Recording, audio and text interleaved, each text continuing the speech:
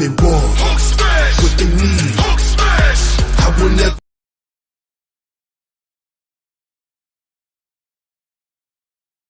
lose, I'm a beast. If you want it, come and get it.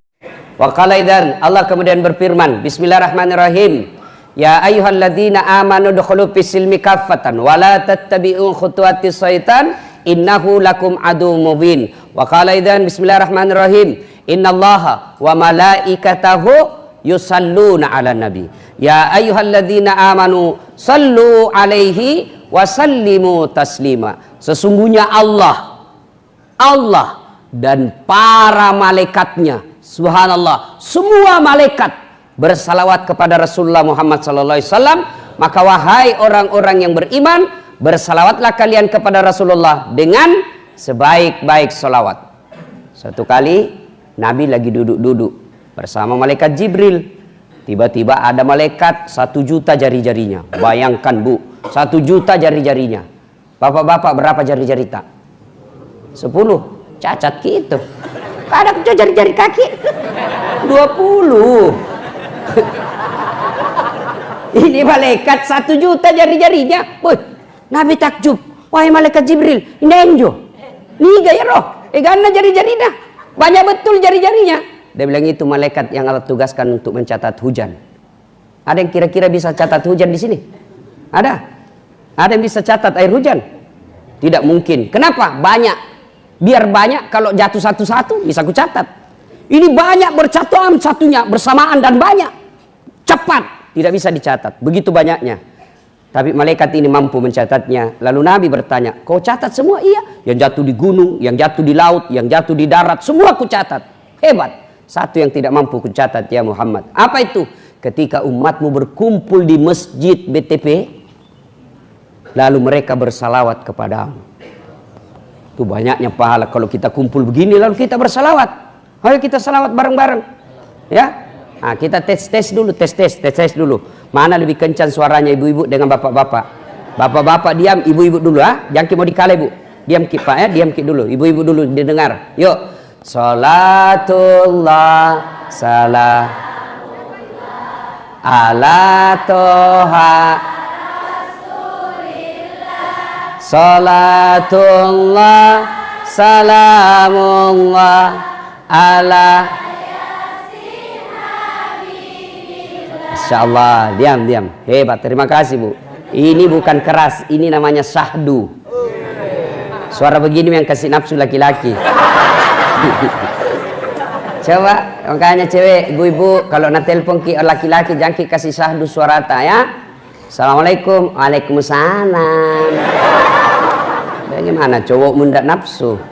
Di mana kau dek? Di rumah jika caleda.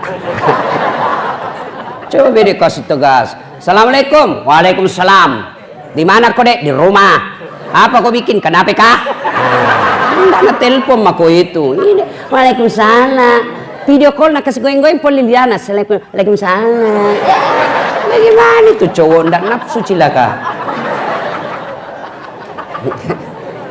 Ibu diam, kita dengar ini laki-laki ya. Jangan kasih malu laki-laki Pak. Ayo Pak, ayo ibu diam. Salam ala toha salatullah salamullah ala yasin habibillah. Alhamdulillah, bisa dibedakan mana suara laki dan perempuan toh? Bisa toh? Biar kita tutup mata tak dari jauh. Oh ini orang tua yang bicara. Nyanyi. Oh ini anak-anak. Oh ini ibu-ibu ini. Itulah nikmat Allah yang harus kalian syukuri. Telinga. Mana pernah bapak-bapak melakukan kursus membedakan bunyi? Tidak perlu. Itu Allah kasih ke telinga lengkap dengan sensor, dia bisa bedakan mana bunyi HP, mana bunyi kentut. Tidak perlu kau belajar. Itu nikmat. Makanya setiap ada pengajian, Ustadz selalu ajar kita bersyukur kepada Allah. Salah satu syukur itu Allah kasih kita telinga, dia bisa bedakan mana bunyi handphone, mana bunyi ketea. mana bunyi jangkrik, mana bunyi telepon, bisa dibedakan. Dan hebatnya lagi nih, telingamu tempatnya proporsional, bagus tempatnya. Bagaimana repotnya seandainya dibawa telinga satu, di sini satu, dibawa ketek satu.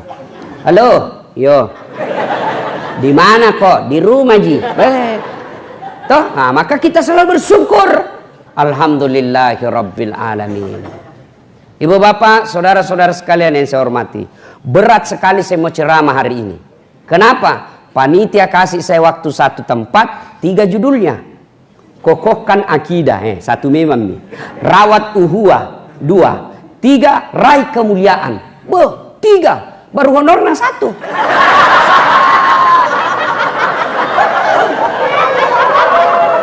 Pintar ini panitia mengakali ini Pak. Ini namanya efisiensi. Luar biasa. Saya pikir dari tadi malam, bagaimana ini menyatukan 3 judul ini menjadi 3 in 1. Gimana caranya? Wah, saya ingat waktu yang sangat tepat, subhanallah. Waktu yang tepat ini kita dalam bulan Zulhijjah, ada satu kejadian yang meraih ketiga-tiganya. Mari kita dengar kejadian itu. Bismillahirrahmanirrahim. Ibrahim alaihissalam dikasih rezeki yang berlimpah. Akhirnya apa? Wah, dia bersedekah, memotong binatang kurban kalau istilah sekarang. Berapa? 100 ekor onta, 300 ekor sapi, 1000 ekor domba. Bayangkan, 100 onta, 300 sapi, 1000 domba.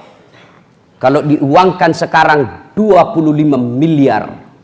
Ada orang pernah di BTP bersedekah 25 miliar. Kuliah saja celengannya tadi lancar, tidak pernah singgah-singgah. Apa kok? Waktu berlalu, hari berganti, tahun bertukar. Puluhan tahun kemudian muncul usulan dari istrinya, Ibrahim menikah dengan Siti Sarah. Bertahun-tahun tidak ada anaknya, berpuluh-puluh tahun tidak ada anaknya. Siti Sarah ajukan proposal. Bang, kamu kan nabi, perlu ada penerus perjuangan. Kalau abang tidak punya keturunan, siapa yang melanjutkan risalah dakwah? Maksudmu dek, kawin maki lagi. Ndak enak kau bilang. Jangan, ini takdirku. Kalau Allah tidak kasih ke anak, ndak apa-apa. Saya ikhlas ji. Diturut nikah ki bang, perlu ada anak tak? Jangan maki sayang, ndak apa-apa. Nikah ki. Luar biasa Ibrahim Pak, dipaksa nikah ndak mau. Kita dilarang coko-coko. Itulah hebatnya Ibrahim. Masya Allah. Paksa. Akhirnya Ibrahim mengalah. Baik nih Pak Lek, terserah nih. Siapa nih ku nikahi?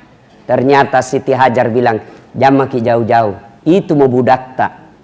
Budak. Beda pembantu. Kalau pembantu di rumah digaji, cerewet. Tiba-tiba ndak senang, berhenti kak toh. Itu haknya. Namanya pembantu, ada gajinya, dilindungi. Tapi kalau budak, itu hak milik, kita punya. Sama handphone. Kalau bapak punya handphone, kan bapak punya. Mau direndam di air, mau dipakai melempar, mau dibanting, terserah. Kenapa? Saya punya. Kenapa kau banting HP-mu? Kenapa? Susah kok, saya punya. Itu namanya budak. Ini Siti Hajar, budak. Dia bilang Siti Sarah, ya bawan natuhe, budae, mupu bene. Lahir, Ibrahim alaihissalam menikah dengan Siti Hajar, lahir anaknya namanya Ismail. Inilah keturunannya orang Islam. Ibrahim alaihissalam menikah dengan Siti Sarah, lahir anaknya namanya Ishak alaihissalam. Ini keturunannya orang Yahudi. Sebenarnya kita Yahudi itu satu nenek ki. Cuma Yahudi kurang ajar. Sudah, ringkas kisah.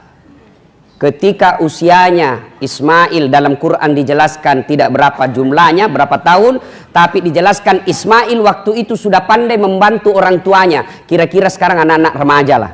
Ya, 13, 14, 15 tahun. Lalu tanggal 8 Zulhijjah mimpi Ibrahim alaihissalam. Bangun Ibrahim. Ini mimpi atau wahyu? Kalau mimpi, kenapa jelas sekali? Kalau wahyu, kenapa anak disuruh potong? Berpikir-pikir sepanjang malam. tanggal 8 Zulhijjah. Dia pikir terus, ini wahyu atau mimpi? Wahyu atau mimpi? Mimpi atau wahyu? Wahyu atau mimpi? Berpikir. Akhirnya tanggal 8 Zulhijjah kita sekarang disebut hari Tarwiyah atau hari berpikir-pikir. 8 Zulhijjah. 9 Zulhijjah mimpi lagi Ibrahim. Ibrahim, wajah janjimu, tunaikan janjimu, bayar itu, potong anakmu, bangun Ibrahim. Lalu dia yakin ini wahyu, ini bukan mimpi, ini perintah Allah. Maka dia yakin pada tanggal 9 Zulhijjah itu bahwa ini adalah wahyu. Maka kita sekarang tanggal 9 Zulhijjah disebut hari Arafah atau hari keyakinan yang disunnahkan untuk berpuasa. Tanggal 10 Zulhijjah pergilah Ibrahim bicara sama anaknya. Nak, sini kau dulu nak. Apa pak? Ini saya diperintah Allah untuk menyembelih kamu. Sampai di sini kita belajar jadi orang tua. Jangan otoriter kepada anak. Ibrahim, ini perintah, ini wahyu, tapi masih ada nyogok, diajak ngomong anaknya. Tidak otoriter, mentah-mentah saya bapak, tidak boleh. Apa aku bilang kau laksanakan. Tapi Ibrahim, meskipun wahyu, masih nak ajak diskusi anaknya. Nah, bagaimana menurutmu? Kita mentang-mentang sebagai bapak, kau masuk kedokteran, kalau bukan kedokteran aku biayai kau.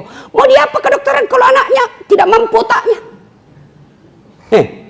Jadi kau tentara, kalau kau tidak tentara saya tidak mau. Tidak boleh. Ajak dulu, kasih pandangan, kasih fakta. Pokoknya menikah kau sama ini. Kalau tidak mau kau, jaga kau. Tanya dulu, kau suka jika itu. Kenapa kau tidak suka? Kalau pertimbangannya tidak suka karena pertimbangan tidak masuk akal, boleh kita kasih intervensi. Tapi kalau dia bilang tidak sembahyang pak, pak botol pak, jelek pas selingkuh. Tapi dia bilang, tapi mobilnya Mercy, pret. Ya. Ibrahim dia tanya anaknya, Mail, sini kau Mail. Apa pace? Ini suruh kak perintah Allah potong kau. Bagaimana menurutmu nak? Kira-kira anak-anak di BTP kalau ini ditanyakan Pak apa jawabannya? Apa jawabannya? Nabi bajiki. Kenapa saya? Itu nenekku yang sudah mau mati. Itu ini jawaban orang pintar, tapi tidak soleh. Cocok tawa. Kenapa ini anak muda generasi harapan bangsa? Itu yang sudah tua. Ini akalnya masuk, tapi tidak soleh. Apa jawaban Ismail alaihissalam? Pak, kalau ini perintah Allah, jangan ragu, tunaikan, laksanakan. Bapak akan mendapat saya sebagai anak yang sabar. Tapi Nabi bilang Ismail, sebelum kita potong apa, ada permintaanku. Apa nak? Satu, pakai pisau yang sangat tajam supaya saya tidak lama menderita. Maka petugas-petugas penyembelih binatang nanti tolong cari parang pisau yang sangat tajam. Dan ada itu caranya, ya. Jangan potong itu semakin panjang lehernya, jangan di tengah, ya. Angsa, bebek, ayam, sapi, kalau potong jangan di tengah, lama baru mati itu. Di mana? Di ujung-ujung sininya. Coba kalau bebek kita potong di tengah, lari pak. Ayam terbang dia pak. Apa bapak ndak kasihan korong kita lihat keluar darah di sini? Maka itu dipotong di ujung dekat daripada dagunya. Kalau manusia cepat matinya itu. Dan satu binatang, satu bismillah. Ini apa hati-hati yang penjual ayam potong. Biasa itu nak kasih masuk saja mesin bismillahirrahmanirrahim 50 masuk. Enggak. Satu ayam satu. Ada pernah kuliah penjual di BTP bilang saja 30 ayam nak potong, nak bilang saja bismillahirrahmanirrahim kali 30. Tidak boleh begitu bos. Satu ayam satu bismillah ya. Makanya hati-hati yang suka makan di luar ayam potong, karena belum tentu itu halal cara motongnya ya. Itu sebabnya ibu kalau bisa masak di rumah supaya anak dan suami tak suka makan di rumah. Kalau makannya di rumah insya Allah halal. Yang kedua bukti kasih sayang ibu kepada suami. Sekarang ibu-ibu jam 4 nah telepon suaminya kalau sore, Pak mau kau makan apa Pak? Ini bangga tomaki dikira mau dimasakan, ternyata GoFood, GoGrab, Lakutu. Nah, Sudah? Nah, sudah. Apa jawaban Ismail? Silahkan. Pertama, pakai pisau yang sangat tajam. Dua, tutup mata Pak. Supaya apa? Karena kalau kita tidak tutup mata, maka pasti cemaski. Nggak yakin Kak bisa dilaksanakan kalau kita lihat mukaku. Yang ketiga, tolong ikat tangan dan kakiku supaya saya tidak meronta-ronta kesakitan. Dan yang keempat, bajuku ini jangan dia kena darah supaya dia tidak lihat ibuku. Dan yang kelima, besok kalau saya sudah wafat, jangan ada anak-anak seumurku lewat depan rumah supaya mamaku kodong tidak ingat Kak lagi. Subhanallah. Coba lihat itu Ismail. Maka tanggal 10 Zulhijjah dia bawalah, sampaikan istrinya, sayangku, kasih mandi baik-baik itu anak tadi, kasih pakai minyak rambut, kasih pakai baju baru, kasih parfum. Mau ki bawa pi mana Pak? Mau kak bawa kodon jalan-jalan. Baik. Ah, tanggal 10 Zulhijjah sudah pergi mi, sudah dimandi Ismail, kasih pakai baju baru, sisir rapi-rapi. 10 Zulhijjah dia bawa untuk melaksanakan apa? Melaksanakan dan menunaikan janjinya. Maka tanggal 10 Zulhijjah kita orang Islam sekarang disebut hari An-Nahr atau hari menunaikan janji. Itu kalau Idul Adha orang menunaikan janji itu. Sudah pergi. Begitu pergi Ibrahim alaihissalam, wah kepanasan setan. Bati minda ada minta mangkuk nanti di neraka ini. Masuk semua ini nanti surga keturunannya. Bagaimana caranya saya halangi? Maka datang setan. Dia bujuk Ibrahim. Ibrahim, apa? Lihat itu anakmu, lah mana kau harapkan satu-satunya, masa kau mau potong? Coba Pak, anak satu disuruh potong. Kalau 9 anak Pak disuruh potong, dicari mana yang nakal. Potong anakmu. Mana ini banyak ini satu Pak. Dah bilang Ibrahim, jangan kau banyak bicara di situ setan. Ibrahim ambil batu, dan lempar itu setan. Pergi kok, ishak ya, kena kepalanya sampai di Maros, balik lagi. Deh, nah gagal goda Ibrahim, dia datang goda istrinya. Jar. Apa? Kau tahu mau dibawa ke mana anakmu? Dia bilang, iya mau bawa jalan-jalan anak suamiku. Nah tolo kok. Masuk no, mau nak potong. Jangan banyak bicara sembaran ini. Mana ada bapak mau potong anaknya? Dia bilang, iya mau nak potong. Kenapa bisa? Katanya perintah Tuhannya. Masih mau bicara itu setan. Langsung Siti Hajar ambil batu. Jangan banyak bicara di situ. Pergi kok. Jangankan anakku, saya saja siap dipotong kalau itu perintah Allah. Dia lempar, kena kepalanya sampai pangkep balik lagi. Gagal goda suami, gagal goda anak, istri, dia datang anaknya. Mail. Sigo dulu Mail. Apa? Masih mau bicara? Jangan banyak bicara di situ. Ini perintah Allah. Saya ikhlas. Tak salikotu. Lempar, kena matanya. Itu dalam hadis dikatakan mata kirinya kena pico. Nggak tahu apa bahasa Indonesia pico. Pokoknya hancur matanya sebelah kiri ya. Itulah ritualnya itu tadi. Lemparan pertama, Pak Ibrahim alaihissalam 7 kali. Lemparan kedua, Pak istrinya. Lemparan ketiga, tempat 3, Cak anaknya. Itulah lemparan satu tempat 7 kali. Kenapa Ustadz mesti 3 hari? Kenapa diulang-ulang itu 7 kali 3, 21 kali 3 hari, 63 batu? Kenapa tidak 1 kali saja? Bismillahirrahmanirrahim, 63 kali. Tak. Kenapa tidak begitu? Karena Allah kasih pelajaran pengingatan buat kita bahwa setan tidak akan berhenti sebelum kalian menyerah. Coba. Maka harus dilawan. Ketika adik-adik merasa hijrah, itu setan kau pikir diam, tidak, dia kejar kamu terus. Ketika kalian hijrah, setan kejar kamu terus. Sebelum kau hijrah, setan level anak SD goda kau. Biar tidak ku goda ini tergoda nih. Ketika kau sudah hijrah, setan hijrah juga goda kau. Yang tinggi tong pengetahuannya. Maka itu setan harus dilawan berkali-kali. Tidak akan berhenti sebelum kita tersesat. Dan alhamdulillah Allah kasih kita senjata melawan setan. Apa? Taubat. Ya enaknya Tuhan. Kau dosa ini, tobat kok. Dosa kok, tobat lagi. Dosa, tobat lagi. Kenapa berkali-kali? Karena tetap Allah terima tobat kita. Yang jelek, kalau kau nikmati itu dosa, kau tahu dosa dan kau tidak mau bertobat, mati. Mati dalam kezalimanmu. Auzubillah min zalim. Ya. Ada jamaah haji bedek orang Indonesia. Begitu lihat itu tempat melontar, ini setan ini patol-tolok selama ini. Merah-merah Tommy matanan, iya minne. Ngambil batu, nah lempar bismillah, Allahu Akbar, pak. Begitu kembali itu batu. Nah tangkap gitu, begitu nabuka ada tulisannya, sesama setan dilarang saling melempar. Nah bilang di sini nu lempar cilaka. Di BT